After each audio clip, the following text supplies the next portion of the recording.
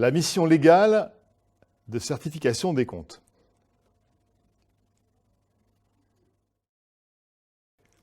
Alors, de quoi s'agit-il?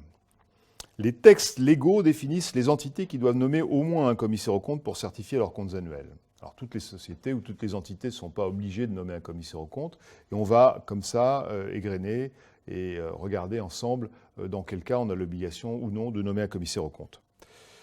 Il existe un tableau de synthèse qui a été d'ailleurs élaboré par la Compagnie nationale des commissaires aux comptes qui regroupe les obligations de nommer un commissaire aux comptes.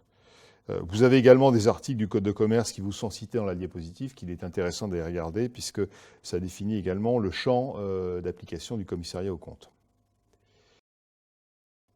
Alors, qu'est-ce qu'on peut dire sur la mission légale? D'abord, on peut dire que c'est une mission de 6 exercices, qui va durer 6 exercices sociaux. C'est l'article L823-9 du Code de commerce qui définit cette mission, en disant « Les commissaires aux comptes certifient, en justifiant de leurs appréciations, que les comptes annuels sont réguliers et sincères et donnent une image fidèle du résultat des opérations de l'exercice écoulé, ainsi que de la situation financière et du patrimoine de la personne ou de l'entité à la fin de cet exercice. » Je vous ai lu l'intégralité de cet article parce que tous les mots sont importants.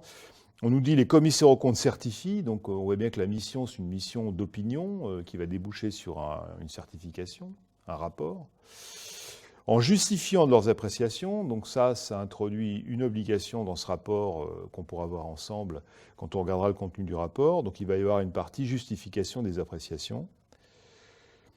Que les comptes annuels sont réguliers et sincères, donc on va utiliser cette formulation dans le rapport, et donne une image fidèle du résultat des opérations de l'exercice écoulé. Alors les opérations de l'exercice écoulé, c'est le compte de résultat, ainsi que de la situation financière et du patrimoine de la personne ou de l'entité, ça, c'est le bilan. Il manque peut-être simplement l'annexe, mais on sait maintenant que l'annexe fait partie intégrante des comptes annuels qu'il s'agit de certifier. Cette notion qui est indiquée dans le Code de commerce d'image fidèle rejoint la notion de régularité et de sincérité par finalement harmonisation d'un concept anglo-saxon qui s'appelle True and Fair View. Dans le Code de commerce français, on reprend à peu près la même chose, la notion de régularité et de sincérité, vous le voyez, et puis l'image fidèle. En clair, les comptes sont justes quand ils sont réguliers et sincères et donnent une image fidèle du résultat des opérations et du patrimoine. L'objectif principal assigné à la comptabilité et à la mission du commissaire aux comptes, c'est donc celle-ci, c'est-à-dire d'être régulier et sincère et donner une image fidèle.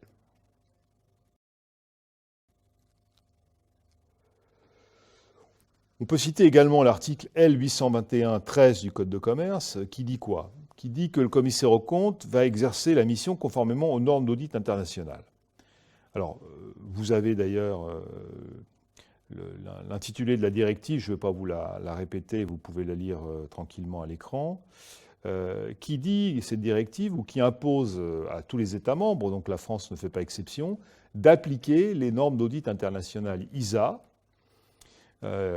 qui veut dire au passage International Standard of Auditing, donc normes internationales d'audit, et donc qui vont être transposées dans le référentiel français et qui s'appelle en France l'ENEP. Mais le contenu est le même que celui qui figure dans les normes ISA. Alors, de toute façon, pour le moment, en effet, le Code de commerce dit qu'on applique les normes ISA, mais il dit également, et vous voyez en dessous, en l'absence d'ISA, adoptées par la Commission, se conformer aux normes adoptées par le H3C homologuées par le garde des Sceaux. Ce qui fait qu'en France, pour le moment, les normes en question sont des normes françaises qui s'appellent l'ENEP. Le jour où la Commission européenne décide d'adopter pour l'Europe les normes ISA, on utilisera directement ces normes. Pour le moment, la solution qui a été choisie, qui n'est pas d'ailleurs propre à la France, c'est d'utiliser des normes écrites directement État membre par État membre. Alors en l'occurrence en France, ces normes ont été écrites par la Compagnie nationale des commissaires aux comptes et le H3C. Et elles ont été homologuées par le garde des Sceaux. Mais bien entendu, il s'agit de garantir la compatibilité des NEP françaises avec les normes ISA, ce qui a été fait. Et chaque fois qu'une norme ISA change, on est obligé de changer également la NEP correspondante. D'ailleurs, elles portent les mêmes numéros, on va le voir par la suite. Que veut dire certification des comptes? Certification des comptes, suivant les termes des normes internationales, ça veut dire que c'est une mission qui confère une assurance raisonnable que les comptes annuels ne comportent pas d'anomalies significatives. Alors le terme assurance en français est un peu ambigu parce qu'on l'utilise aussi bien dans le sens « je vous donne l'assurance que » que dans le sens de « j'ai assuré ma voiture ou ma maison auprès d'une compagnie d'assurance ». En anglais, c'est un peu différent parce que il y a deux termes distincts pour désigner ces deux aspects. Et là, l'utilisation qui est faite du terme assurance, c'est dans le sens « je vous assure que ». Donc, quand on assure quelque chose, on donne finalement une opinion et on considère qu'une mission d'assurance, c'est une mission d'opinion. Donc, on va bien porter une opinion sur les comptes. Et bien sûr, il peut y avoir des niveaux d'assurance plus ou moins élevés. Le niveau d'assurance qualifié de raisonnable, c'est un niveau d'assurance élevé, mais non absolu. Bien sûr qu'il n'est pas absolu, puisqu'on ne peut pas tout vérifier. On travaille par sondage, on n'a qu'une obligation de moyens. Et donc le terme utilisé, assurance raisonnable, veut dire une assurance élevée, mais pas absolue. Le commissaire aux comptes est considéré comme un tiers de confiance entre l'entité, ses actionnaires et les utilisateurs des comptes annuels. Il est indépendant, il ne fait pas partie de la société, contrairement à ce qui se passait dans les tout débuts du XIXe siècle pour les commissaires de société. Il est complètement indépendant et donc, quelque part, il est là pour rassurer, en tout cas sa mission doit rassurer l'environnement de l'entreprise, les actionnaires, les utilisateurs des comptes annuels sur la régularité, la sincérité, l'image fidèle de ces comptes.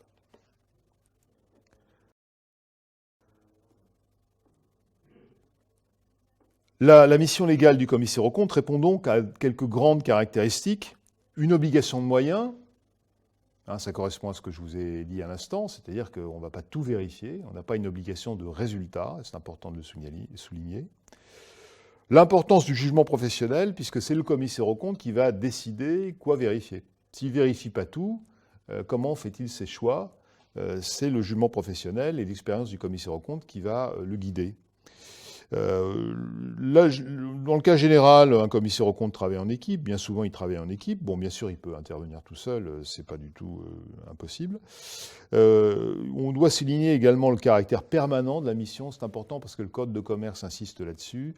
On n'est pas juste là pour vérifier une fois par an les comptes annuels.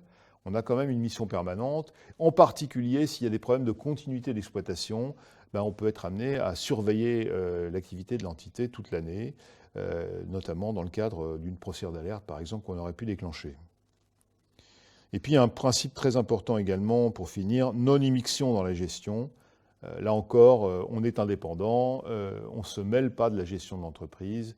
On est là pour vérifier les comptes, mais pas prendre des décisions de gestion à la place des dirigeants.